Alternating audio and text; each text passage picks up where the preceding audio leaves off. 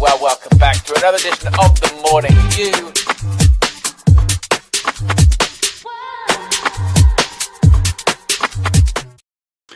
What's going on, guys? Good morning. Welcome back to United View. Hope everyone is doing very well. And as you can tell by my demeanor this morning, I think like a lot of people, I'm pretty fed up. Ruben Amorim says he's afraid after last night's embarrassing, humiliating 1-0 defeat against a 10-man Everton side, of which they had 10 men for 70-odd minutes? He said he's afraid of returning to the feeling of last season. Well, you know what? I'm afraid too. Actually, no, I'm not afraid at this point, because afraid would be some kind of an emotional response to what we saw last night. At this point, and I think a lot of people feel the same way, I'm numb. I'm just numb at this point. I know that Manchester United are always 90 minutes away from embarrassment and humiliation. And look, that's ultimately how it's going to be for the rest of the season. Now, fortunately for those, I guess, pathetic excuse for players and Ruben Amorim last night, it is just one match. And if we were to somehow beat Crystal Palace on Sunday, suddenly we feel better. And I know what the response to that will be. It'll be, well, if we can't beat 10-man Everton at home, how are we going to beat Crystal Palace away? Well, I guess it's the same way we can lose to Grimsby away and then beat Liverpool at Anfield for the first time in a decade. Football's weird. It's going to be a long season, but what we saw last night was totally and completely unacceptable and can't be tolerated. No intensity, no desire, no fight from any player that stepped on the pitch, and no ideas from the manager. Just across the board, unacceptable. And at this point, I'm not going to turn it into a Amorim in or an Amorim out thing, because to be honest, at this stage in November, heading into this December, it's past that, isn't it? It's past that. Nothing's changing in that subject. It's a bit of a pointless exercise. As I've said before, regardless if we win, we draw, or we lose, I don't think every game can be a referendum on Ruben Amorim. It's a pointless exercise.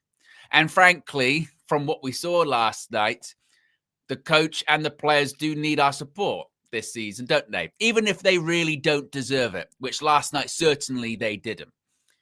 But what we saw last night, what we witnessed, I mean, honestly, I'm absolutely sickened by it. There was an image on the television, which you would have seen, when you're meant to be chasing the game, you're meant to be trying to get back in the game, you're meant to be bashing down Everton's door to get an equaliser and then go get a winner. And we had a flat back five. At home. And then, like I said, you look at the individual players, just can't pass the ball, can't do anything. It's just absolutely shocking. So I don't want to turn it into this is on Amorim, that's not on Amorim, it's on this player, it's on that player. No, it's just shit, isn't it? That's what it is. And apologies for swearing so soon. It's just absolutely rubbish. Welcome to the Morning View. Be sure to smash a like on the like button. Be sure to subscribe. We've got a lot to obviously talk about. We've got a bunch of super chats coming in, so keep them coming. Let your opinions be known. What are your thoughts on everything? What do you think happens next? Where do we go from here? Specifically, of course, we go to South London. We go to Selhurst Park on Sunday, which I'm not even going to really do the whole, we've got no chance of winning there, because at this point, just who knows? Who knows? We all felt pretty good going into last night's game, on the back of a good run of results. Not some great draws, but not too bad. And then we deliver that. We felt, when we went to Anfield, we're going to get destroyed by Liverpool. We haven't won there in a decade, and we won that one. Who knows? Honestly, who knows at this point? One thing I do know is how to get optimized. Here's how. Not the best segue. Today's video is sponsored by our friends at Oxford Natural and their all-new natural supplement, Optimum Day and Night. Thousands across the UK, USA and beyond are smashing their health goals with Oxford Natural. Optimum Day gives you steady energy, curbs your cravings and keeps your metabolism firing all day. Optimum Night helps you relax, get restorative sleep, recover and keep burning fat while you rest. It's not a magic pill, but it will help you reach your health goals. Check out some of the incredible results. Two of our own, OWEN, lost over 100 pounds in 10 months and KG dropped 30 pounds in 4 months. In 8 months, football legend Michael Owen lost 35 pounds and Robbie from AFTV, Don Robbie, lost over 80 pounds. And in 6 months, Anita, an award-winning immigration lawyer, lost 44 pounds. And Linda, a law firm executive, lost over 50 pounds. No gimmicks, no needles, just results. Oxford Natural, let's get to work.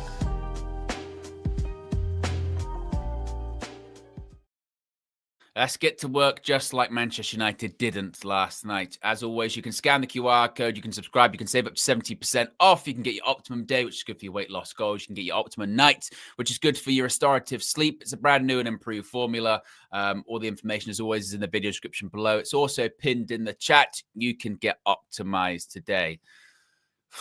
I don't know about you guys last night, yeah. And whenever it's like a 8 o'clock kickoff, you end up going to bed a little bit late. I couldn't sleep last night. I couldn't sleep. I was tossing, I was turning.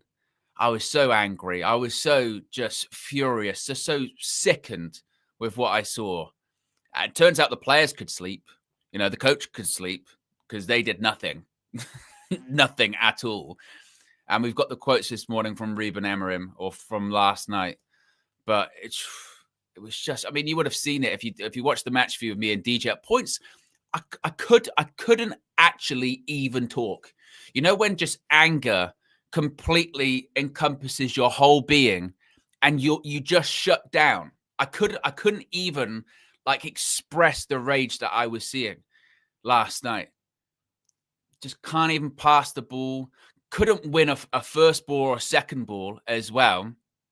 And do you know what it is? It's true. It's the hope that gets you, isn't it? It's the hope that kills you because, yeah, we know we're up and down. And like I said, you know, we go into the Palace game. Who knows what happened there? The likelihood is maybe not the most positive result. But then after that, we got these easy fixtures.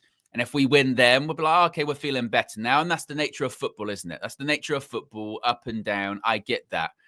But it's not even necessarily the result. It's not even necessarily the result that actually really angers me because, you know, bad results happen in football. But it was just the manner of that performance, the manner of how from minute one, when they had 11 men on the pitch, and Ruben even says this, we'll get to the quote shortly. With 11 men, they were the better team. With 10 men, they were the better team. We offered next to nothing, zero. And then when you do look at the coach, you go, Mazraoui at right wing back, what's going on there? Bringing on Dallo. Suddenly we start spamming crosses into the box when we've got no one that can really head the ball on the pitch. Again, what all across the board, what are we doing? What are these players doing when they can't even pass the ball? What is the coach doing when he seems out of ideas? What is everyone doing? It's just shocking, absolutely shocking. And I understand that progress isn't linear, but awful, absolutely awful. At a time in which, you know, you see other teams dropping points, now you can go take advantage of this. No, you can't. No, you can't. Can't take advantage of that. Of course can't. Of course can't. And it just absolutely, it feels like all the progress we did make, rather, it's just evaporated. Just a step back, big step back. And again, it's not even necessarily the defeat. It's the manner of it. The manner of the defeat, the context of the defeat feels like it just eradicates all of that sort of positivity. Everton, as PJ says there in the chat, down to 10 men for the majority of the game, look fitter than us. I thought we're meant to be this fit team, 1 game a week. Amorim has made us fitter. What's happened there? So many questions. So many questions. Let's get to your super chats and let's keep it moving. Amanor says, when most of the players are playing poorly, then it is on the manager and his stubbornness not to change. Terence says, nothing more than pathetic from the lot. 10 men and didn't bother taking advantage of it. At home or away, doesn't matter. They had it cheeks wide open, and it was them that got effed. Al Caps has been a member for 29 months. Said, I have zero expectations of this team, and they still found a way to surprise me. This manager is turgid and should have been sacked a long time ago. And Dennis says, for all you Bruno sexuals, why didn't the greatest chance creator in the league thrive against a 10-man Everton? Why is he in our team? Nobody did. And it's not even to take the burden off Bruno, because again, he was shit too. For the goal, and this is the problem with Bruno Fernandes being this central midfielder, is he's not. And the defensive side of things, yeah, he's got a good heat map, gets all over the pitch. Okay, great. But those defensive moments, what's he going to do? Dewsbury Hall just turned around. He did the Don Robbie. Easy. No one there. No one there. Yoro should do better. Loman should do better. It's not even like a favourites thing. You know, we've been obviously praising Senna Lomans. He should do better for the goal. If it was Andre Onana, be really critical of him. So you got to keep the same energy. Lenny Oro, massive fan of him. Obviously, he's got the ceiling is ridiculously high, but should be doing better. I disagreed with it was Chalaboy Comics on the full-time view last night. Luke Shaw, just as Gary Neville was right on commentary. And look, Gary Neville was on a moan last night, but he was right on Luke Shaw. Was just ambling around the pitch, ambling around, not doing anything. Occasionally would sort of just jog forward a bit and do that bit where it looks like he's playing, but he's really not. You know what I mean? It looks like he's sort of playing football, but he's really not really doing all that much. Matthijs de Ligt, full of praise for him this season, but he got bullied. He got absolutely bullied by Barry up front for Everton. And they put the statistic up on the screen, didn't they? Of, I think it's the most headers won by a player this season in the Prem or something like that. Because he won every single header. That's when you go to, and this is where I do agree with what people say when they go, look, you can't put everything on the manager, because regardless of who you've got in charge, if you can't win first or second balls, then what are you doing here? You know, if you cannot show the desire in the Premier League at home against 10 men to win first and second balls, what are you doing? And then that's when you get into the coaching side of it and go, and you've got 5 men across the back, and you still can't win first and second ball. Why? That's just the desire thing. That's no desire and no quality mixed with poor tactics and poor setup. And they mesh to create what we saw last night, which is just a completely awful performance. And, you know, it was just again, it's embarrassing. Absolutely embarrassing. And like I said, I'm not gonna, you know, sit here this morning and go, oh, this is why Ruben needs to go and this, that, and the other, because again, it's a moot point now, because he's not. Ruben will see out the season. I'm pretty confident of that. And look, we'll have victories, you know, and then when we have the victories, we'll do the thing again when we get a bit excited and we'll go, oh, see, maybe, well, Champions League football. I mean, I talk a lot recently about, you know, lessons learned and all that sort of stuff, not for the players and not for the manager, because I think they can learn anything, but us as fans, what can we learn? And that is certainly one, we should not be counting these points before we've got to them, because we do that quite a bit, don't we?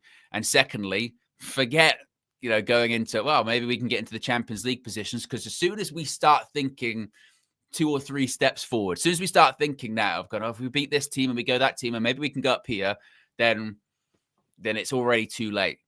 And that's what those players showed last night. It was arrogance, and not in a good way. You know, there's playing football with arrogance, knowing you're the better team and they can't get close to you and you put in an amazing performance. What I saw last night from that Man United team was arrogance. We'll beat Everton at home. We're playing all right now. We're playing all right now. We've figured it out. Yeah, we've gone like 5 matches unbeaten at home. We're winning games now. We'll beat them. We'll beat Everton. It'll be okay. Well, you've got to show up. You got to play. This is the Premier League we're talking about. Everton are the best team in the league, but guess what? They won the match by desire, because they wanted it with 11 men or with 10 men, even more with 10 men. They got better. Do you know how mad it is? So the opposition team literally cannibalized themselves. One of the players slaps his own teammate and goes down to 10 men, and it made them better. And it made us worse. Because guess what? It just enhanced our arrogance. Well, we'll definitely win now because they're down to 10. We didn't have to play the first 10, 15 minutes. We weren't playing very well. But you know what? They've just capitulated. We'll do it. The ball will go in by itself. The ball will go in by itself. Don't worry. The ball will go in by. We just got to play. We're just playing. It'll be fine. No, you got to show something. Just because you're at home and you play for Man United, I mean, you've got to win. And again, you look at Ruben. When they go down to 10 men, go and kill the game. Take Mazraoui off a right wing back. Put Ahmad there. Be a bit more proactive. But again, I think just across the board, arrogance, lethargy, and not good enough. Just completely not good enough. Absolutely shocking. Team Nathan says, I'm deflated. Another missed chance. Been a member for 40 months, by the way. Big up, Team Nathan. Says, the manner of the loss, but to be honest, it's expected. We're a streaky team. Until we turn the corner, these and that's what happened. And that, do you know what, Team Nathan? That is kind of the conclusion I came to as well, which is this just goes to show, you know, we sort of been saying recently, look, they're going to be highs and there are going to be lows.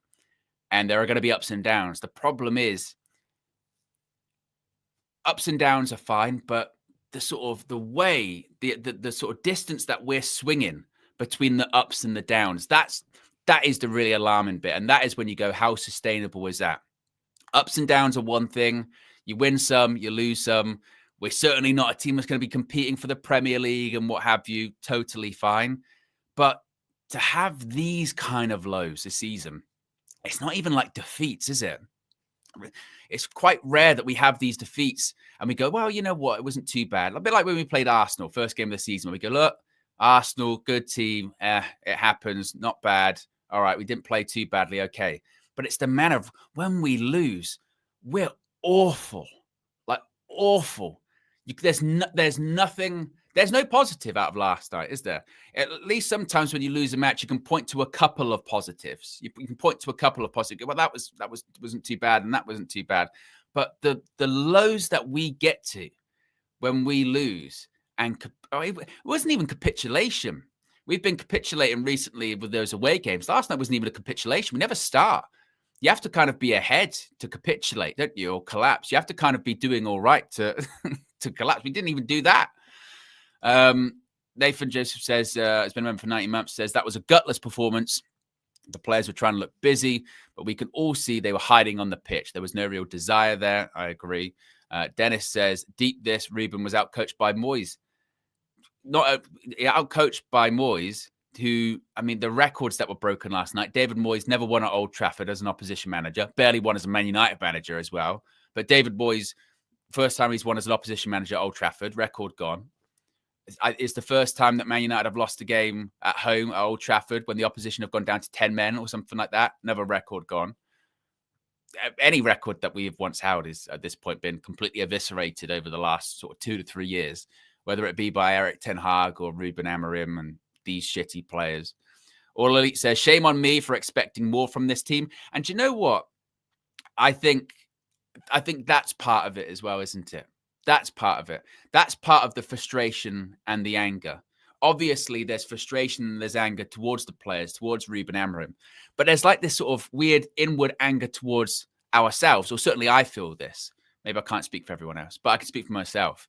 Is that I'm angry with myself of like, you motherfuckers, for half a second there, you got me maybe even half believing in you again.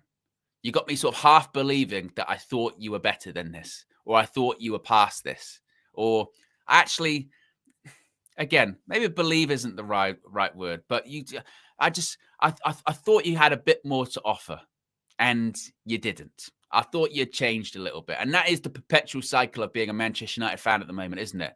Is this team sucks, this coach sucks, this club sucks, this is awful. Couple of decent results, you go, oh, maybe. Okay, I'm going to be cautious here, but maybe you can show a bit of something. Go on a bit of a run. All right, okay, not too bad. Boom, gotcha. You actually believed in us. You actually believed in this team. You actually thought we could do something. You idiot. You thought that was going to happen. Ugh.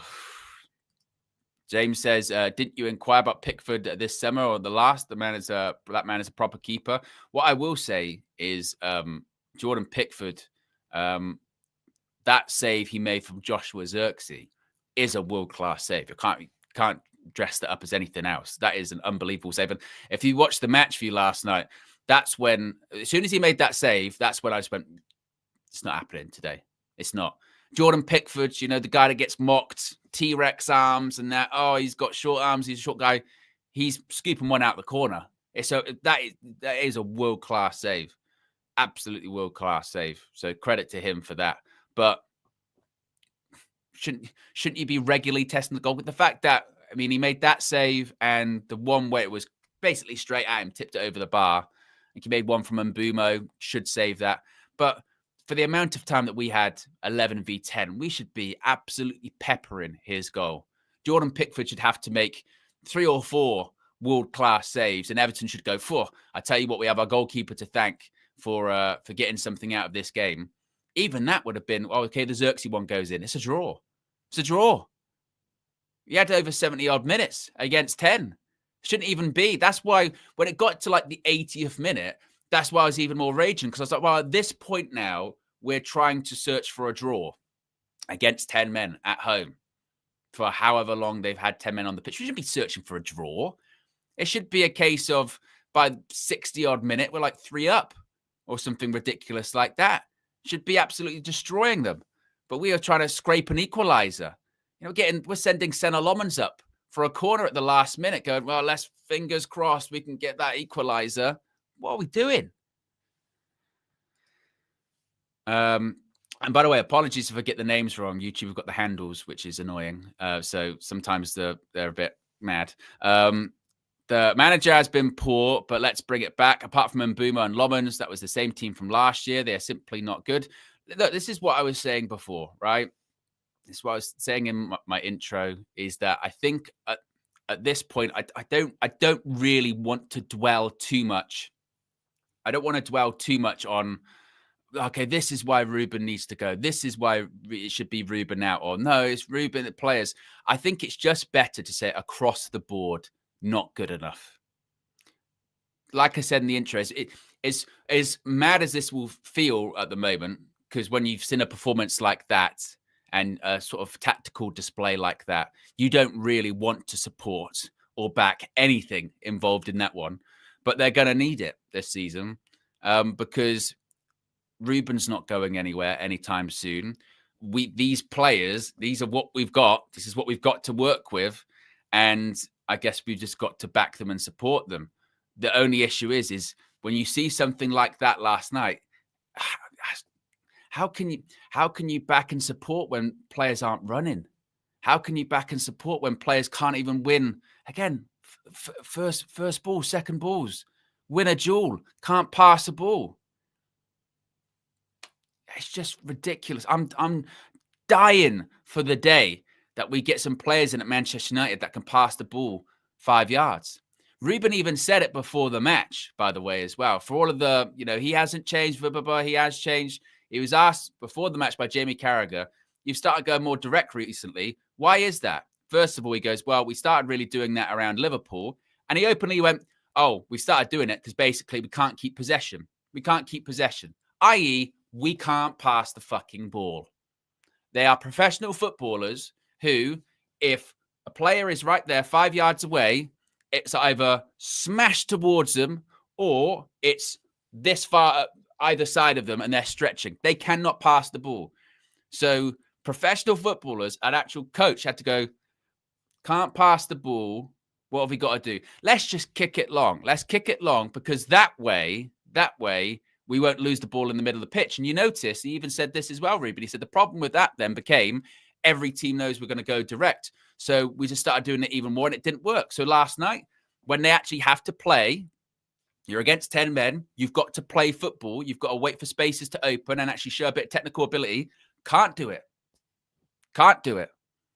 And then you're also hamstrung by the fact that you've got players that can't pass the ball 5 yards and your setup is quite defensive as well. Against 10 men at points, you're playing with a flat back 5 and they've got one guy up front. There is no need. There is no need at all. So like I said earlier on, it is a mixture of players with no technical ability versus, in addition to rather, a system that is sort of defensive, rigid, and isn't working at the moment. That's the problem. That's the problem. Ronnie says, notice every time Mazraoui plays right wing back, we lose. This has also been mentioned before, hasn't it, Ronnie? In the sense that it's not even like, oh, it's Mazraoui's fault, because when you sort of say that, it feels like you're sort of you're focusing on him specifically. It's not, but that setup, and this is when you do look at Ruben, that setup isn't working. The stats, the eye test, it's there. And we saw that in the first half when they had gone down to 10 men and Mazraoui was getting a lot of the ball. He is not a wing back. Stop playing him there. Now, you could make an argument for him to play there if, you are playing away, Arsenal, and you go, look, more often than not, it's going to be a flat back five. We're going to be defensive, and we kind of really need a proper defender there. All right, cool. Not at home against Everton, and certainly not when they go down to 10 men. What are we doing? What's the thought process behind that one? Tonda says, after the first 15 minutes, I just had a feeling it was going to be one of those nights when nothing goes for us. Turns out I was right. I don't even think it was nothing goes for us, though. It was just we didn't try. For stuff when nothing goes for you, that's like, well, look, we tried, we put an effort in, and we got really unlucky. We hit the post 5 times, crossbar, keeper out of Wildy, but it wasn't nothing goes for us. We got exactly what we put into that game. Nothing. Zero effort, zero quality, 0 ideas, 0 points. Pretty easy equation, isn't it? AAA says, we were better against Chelsea's 10 men than Everton's. I wonder what happened after Brighton that made us fall off like this. It's so strange. Well, that narrative is over now, isn't it? Remember, Man United can only win against 10 men. Ruben Amorim's best performances come against 10 men. No, they don't. Last night was one of the worst performances against 10 men. And Simon's been a member for 5 months, says, United squad not good enough and need signings as soon as possible. Squad's too thin, finished 15th, and rebuild never really happened. We need a central defensive midfielder in January. I would push back on that, Simon. I don't think you can say, a rebuild never really happened. We spent a lot of money in the summer, on Cunha, on Mbumo, on Sheshko, on Lomans. Players have been brought in. Clearly, we need more, because a lot of those players still are not good enough. The midfield, as you saw last night, is not good enough. Bruno, I would still say, he's not a midfielder. He is just playing there because he can get around the pitch and he's got a good heat map, and Ruben likes his midfielders to cover a lot of ground. But defensively, he is suspect. And last night, really, actually, was one of the first times I've seen with Bruno, to be honest with you, that Bruno, at points, even he looked like he'd stopped running. Particularly, again, for that goal, a couple of the times, Everton players had so much room to turn, to pass, to shoot in the course of the goal. And you're going, Bruno, where's this pressure? Where's this energy? Not there. Casemiro, he's been great for us this season. But as last night, he can have a bad game. He's 33. He's not the future for us. And this is why I was saying the morning of the game yesterday that regardless of how well Casemiro is or isn't playing this season, can't give him a new contract, even on reduced wages. We've got to move on, overhaul that midfield. So that gets exposed. And also, the other part of it, as I mentioned many a time, this system is, you've got the specialist positions in terms of wing backs, and we still barely have any wing backs. I don't get how this is possible. Ruben Amorim has been in charge for a full calendar year at this point. Last night was a year. His first game was the 1-1 draw against Ipswich. His latest game was that 1-0 defeat against Everton. We play with wing-backs. We still don't have them. How do we not have them still? You've got Patrick Dorgu, who's 21 years of age, nowhere near the finished article. And again, his technical ability is really, really low. He really needs to improve on that. You've got Dallo, who comes on at left wing-back and stinks the joint up as he's usually done. You've got Ahmad now, who's a converted right wing back, who was all right, but still defensively suspect. We ain't got him. We still don't have specialist wing backs. Why? Why don't we? Well, Massive red flag, massive problem. So I get your point in the sense of there's still work to be done in terms of recruitment, but that's always the case, right? You don't get every single person in a couple of windows, but there has to be signs of improvement, and there has to be this sort of getting away from what we saw last night. That is just not good enough. Nowhere near good enough. Even that's an understatement. It's a fucking embarrassment. Absolutely embarrassment. If you haven't already, click the like button. Where are we at in terms of likes? We're nearly at 150 likes. Let's see if we can get to 200. Be sure to subscribe as well. Let's get to some quotes from Ruben Amorim from the game last night. So this was the quote about him being afraid. He said, "I feel afraid of returning to this feeling of last season. That is my biggest fear. We need to work together and we need to be better." And I mentioned this before. I get it. It's an unenviable position. You know, when you've just had a performance like that, a defeat like that, what can you say? What can you say that's gonna, make fans go, all right, fair enough. There's nothing you can say. But this is when Ruben, I think, is justified of the criticism that he gets when people say, Cristiano Ronaldo called Ruben Amorim the poet, didn't he? He called him the poet because Ruben's good with words and Ruben's good with phrases and Ruben says things that people latch on to. Remember, the storm is coming, got a ton of mileage out of that last season. The good times are coming, got a ton of mileage out of that. So when he says these things, I feel afraid. I'm returning to the feeling of last season. That's my biggest fear. Surely the next pushback to that is, why are we returning then to the feeling of last season? Shouldn't that be in the past? We're all here saying that, last season was last season. It doesn't count towards this season, which, in terms of points, certainly it doesn't. But how then, after a year of you being here, how are we finding ourselves going, oh, it's feeling a bit last season-ish again? How is that possible when you're playing less matches? The squad and team's not completely in your image yet, but after a year, it should be getting closer to that. How are you afraid of this? Where is this regression coming from?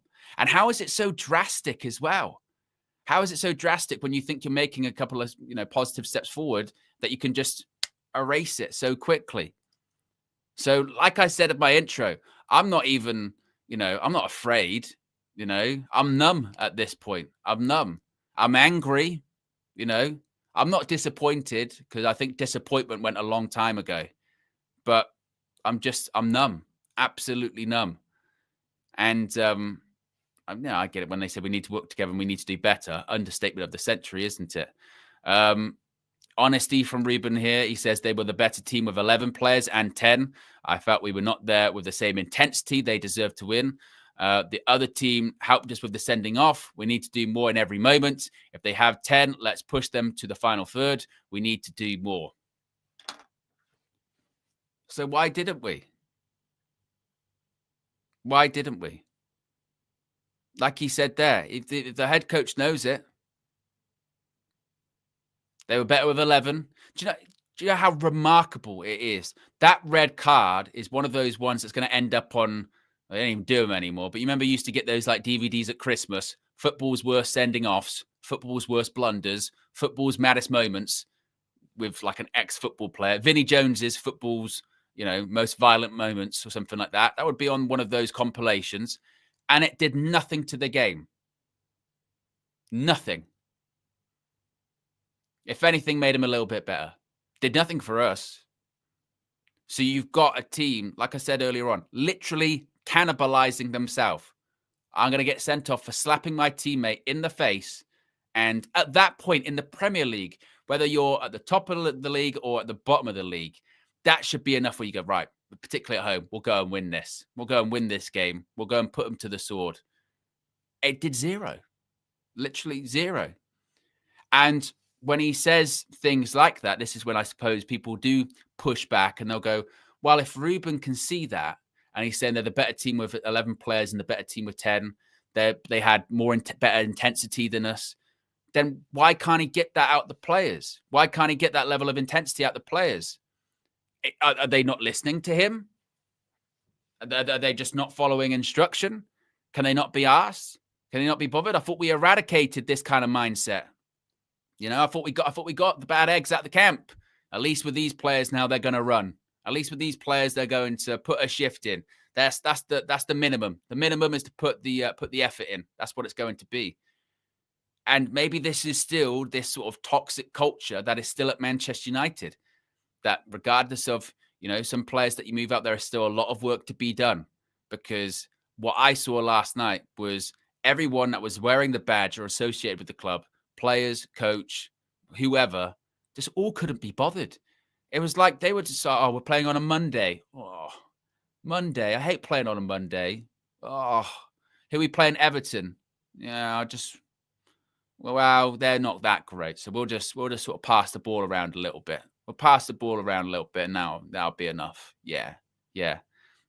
What's the coach doing? He's going to bring on Dallo at left wing back. All right. Yeah. That'll be enough. Oh, yeah. Again, it was just pathetic. So abject. And it is one of those ones that if United had just shown, again, like 50% more intensity, of course they'd have got a goal or they'd have got at least something out of their game. But again, they didn't even bother. They did not bother. And you know what was really one of the most disappointing things was, and this is why I say I'm sort of numb to it. And I think a lot of people noticed this too, because I could see it in the chat last night during the match view. After about, I don't know, you maybe are hoping for something to happen at halftime, but it didn't. After about 55 minutes, 60 minutes, there was sort of a general consensus, wasn't there, of, nah, we're not getting anything out of this game. You could tell, couldn't you? You could literally just tell. You could literally see them and just went, no, nothing's happening. Last sort of half hour, 35 minutes of that game, totally redundant. There was no point. They might as well have just ended the game there. We weren't going to do anything. Zero. And we all knew it. We all knew it. Everyone knew, it's not it for United tonight. And that, again, cannot happen. Just absolutely embarrassing.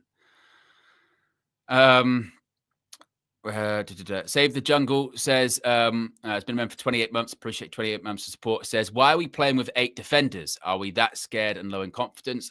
As I mentioned, Save the Jungle, that shot. I mean, I don't know if there's a screen grab of it on social media. Let me see if I can find it very quickly.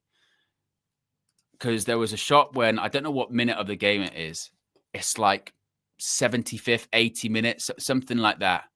And I don't think I can find it. If someone can find the screen grab, put it in the chat or something, where Everton got a goal kick or Pickford's got a free kick, something like that. They're kicking the ball up the pitch and they sort of pan out and there's that flat back 5 with one blue shirt in the middle. And you're going, they've got 10 men. Well, why? What we doing? Back in the day, Sir Alex, and I get it's not Sir Alex times, but you kind of throw tactics aside, don't you? You throw tactics aside and you just go, get people forward, overload them, and stop doing the thing where every player's got to have a touch around the box and suddenly you're letting Everton get into their positions and getting compact and they can be surrounded by blue shirts. It just didn't even bother. Terrence with the super chat says, it's the hope for change is what eats you alive. And look, because we've been through the ringer, haven't we? We really have. We've been through the ringer the last couple of years, that whenever we do get a few wins and, get some, 5 wins, 5 games unbeaten, we're so desperate to latch onto it, as we should be. And there's nothing wrong with that. But like you said, it's the hope, all right, maybe those dark days are behind us. And turns out they're not, Dennis says, are our players too rich and comfortable? I think that's just footballers nowadays, to be honest. But Ruben Amorim was asked if this feels like a step back. No shit. He says, yes, especially in the way we played the game. Forget the result. The result is really bad, but I was more concerned by the feeling I had during the game. Everyone should play better today. And I do agree with what he's saying there. This is what I was saying earlier on, wasn't it? That you can have bad results, right? You can lose games. It is what it is. It happens, particularly this Man United team. But again, the manner of the performance, It's just, and the alarming thing is, it's also a performance that we've seen before. Even if this was the first time, that this had happened, then you would go, I tell you what, I'm absolutely gutted. I'm embarrassed. I'm so annoyed. But all right, these things happen. One off, weird day at the office. Okay, but the problem is that this sort of real lethargic, shitty performance we've seen a lot. We've seen many times, and once again, it just feels like any progress just feels like it's just been evaporated.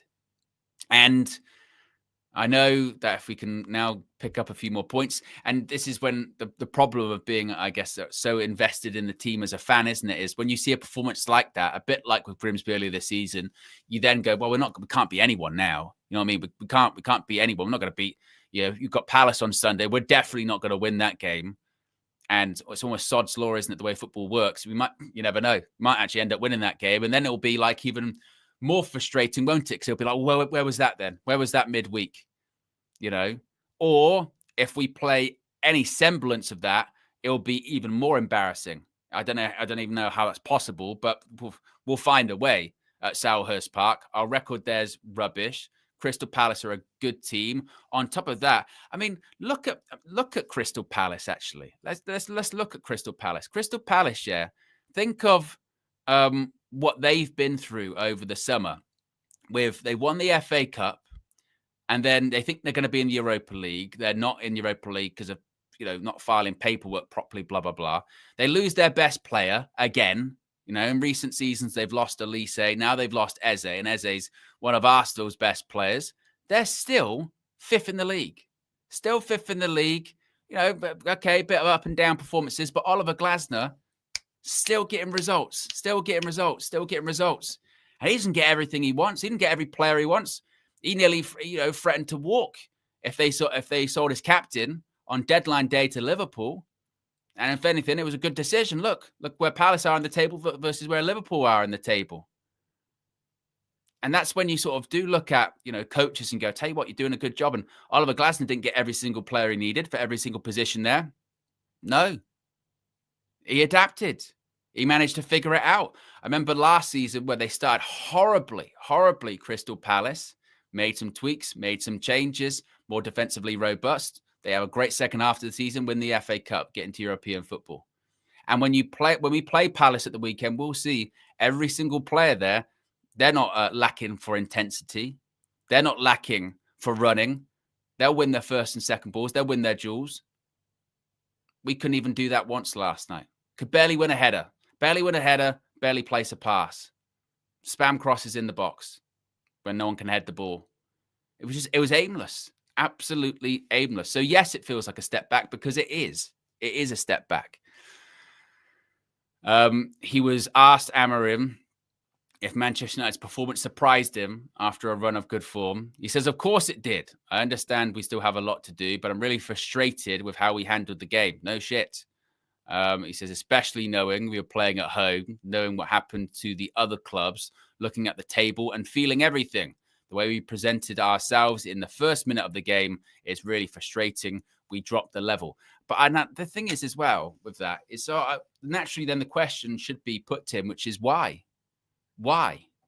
Why did that happen? Why did they drop that level? What is it? And also spare me if he starts naming names or doing whatever, and then it turns into the conversation of, oh, look at him, he's throwing players under the bus, blah, blah, blah. Why? All right. Name and shame. And name and shame yourself, because you're all culpable. You're all absolutely culpable.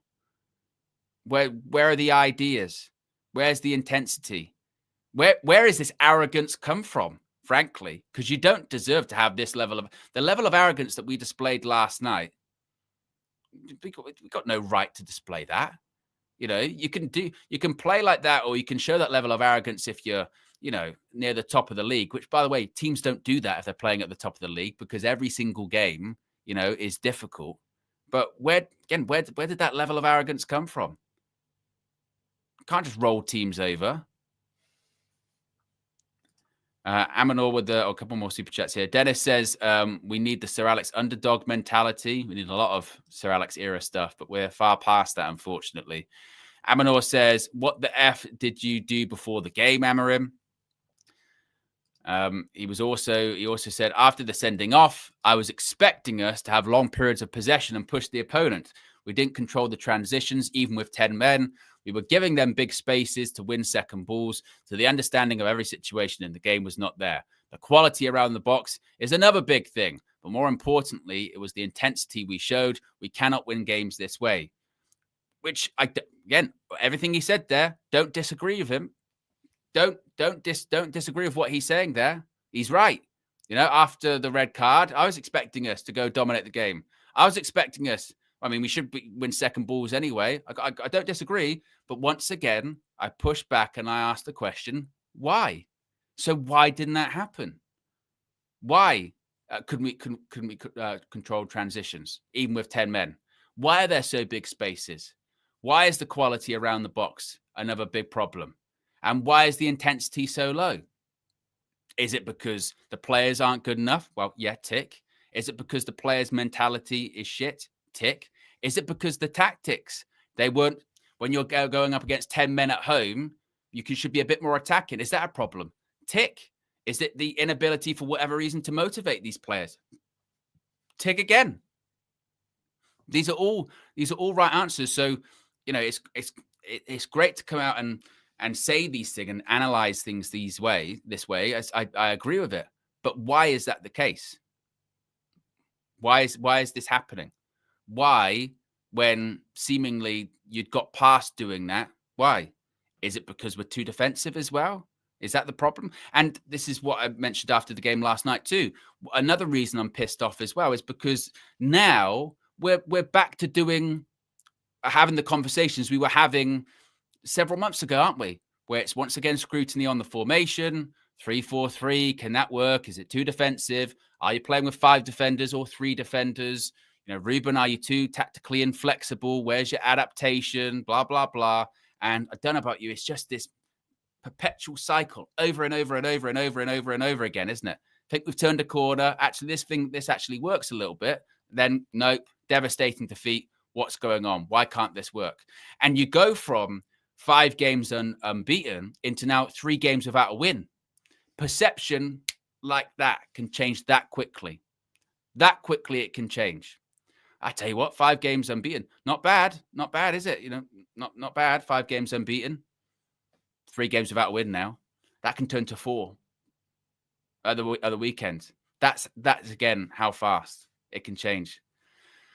TikTok says, Owen Ridwan attached a link. Where is that? I can't see that. Ridwan. If you post that again, I'll find it in the chat. Is it the or is it on X? Because I want to get this. Want to show that picture. It was just awful. Oh, there you go. The what you call it and the thingy. Yes.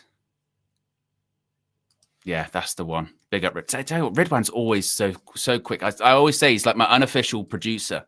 Whenever I ask for something, Ridwan always finds it. Big up, Ridwan. This was the image that I was talking about. And I know, like sometimes you can say, well, that's just a screen grab. That can be a bit deceiving. This is not deceiving at all. This is just awful with how this was last night. This is what I was referring to. Look at that. That's 87 minutes. 87 minutes against 10 men in the Premier League. 1, 2, 3, 4, 5. And even Bruno's dropping a little bit deep. So it could even be like a 6. How can you do that? How? Flat back 5, well, flat back 6 against 10 men. They've been down to 10 men for like 70, 80 odd minutes. What? That is just so. That is the most damning image. Literally, look at our red shirts. You've got in front of them. You've got what? 1, 2, 3, 4. Sort of 4 that are maybe going to sort of attack. It's shit. That is so unacceptable. So unacceptable. And that is where you get into, well, obviously we can criticize players, and rightfully so, for lack of intensity, not winning duels and all that stuff. But that's a tactical issue. That's on the coach. That's a setup. That's the players then being told to be in those positions. Well, this is how we play. This is how we're going to set up. This is our team. This is the tactical setup. That's on Amorim. Can't do that. You can't. So this is what I sort of was saying earlier on. I don't want to turn it into just, it's just a Ruben Amorim thing. Because it's not just a Ruben Amorim thing. Ruben Amorim can't make the players pass the ball 5 yards. I'm with you there. Because they couldn't do it under Erik ten Hag. And Ruben Amorim can't make them run harder or faster or show that level of intensity. Because again, that's on the players. That has to come from within. But that's a tactical setup issue. That's tactics. And that is on Ruben Amorim. That is on him. And regardless of what way you dress it up, you cannot do that for Manchester United in the Premier League at all, but let alone at home against 10 men. You can't. You can't do that. So, and that's when I suppose with the quotes when Amorim's coming out after the game going, I expected when we 10 men, I thought they were going to press up and I thought we were going to dominate possession and going to do this, going to do that. Well, how did you expect that when that's how you're setting the team up? That's your instruction. That's your tactical layout. What's the rationale? What's the excuse for that? So, like I said, I don't think you can focus on one thing individually. So it's not even like Ruben, it's all on Ruben last night. No, of course not. Because a lot of those players have to hold themselves accountable too. But that setup, that is on Ruben. And I know that whenever you go into that kind of discussion, people get very prickly and very defensive. No, can't. No, don't talk about Ruben. No, don't do that. Don't do that. But that is even, I think even Ruben's or staunchest advocates will say that's on him. That's on him. The other parts of it, again, with the desire, the intensity, lack of quality in, passing the ball, fine. Players, and they've got to hold themselves accountable. There's only so much Ruben can do on the touchline, right? Can't do everything. So there's only so much that Amorim can do. Fair. But what he can do is affect how the team is set up. And that's how the team was set up. That's unacceptable. As Peg says there, I've defended Ruben, but last night was 100% on him. I wouldn't even say 100%. I'm not going to go 100% on that. But I think when you look at, again, those images, that's his setup. That's his tactics. That's his system. And it's not good enough. It's not getting results. And then the players, like I've said, they have to hold themselves accountable for showing a little bit of professionalism, showing a little bit of pride, and actually, playing football, being able to pass the ball 5 yards, running, intensity, winning your battles, winning your duels. They're not doing that. So it's the perfect marriage of shit, isn't it? it's the perfect marriage of shit, which is poor players, poor attitude, poor quality, and poor system, which leads to an embarrassing defeat like we saw last night. And that's where we're at. That is where we're at. And IMO mentions it there in the chat. Suddenly we start spamming crosses when our 6'3", 6'4" striker, however tall he is, isn't playing. I bet Benjamin Šeško somewhere when he was watching that game going, right, now they can cross it. Now they can cross the ball. Great. So shit. Yes, where do we end up in terms of likes? Let's see if we can get to 200 likes on the way out, guys. Be sure to smash a like on the like button. Be sure to subscribe.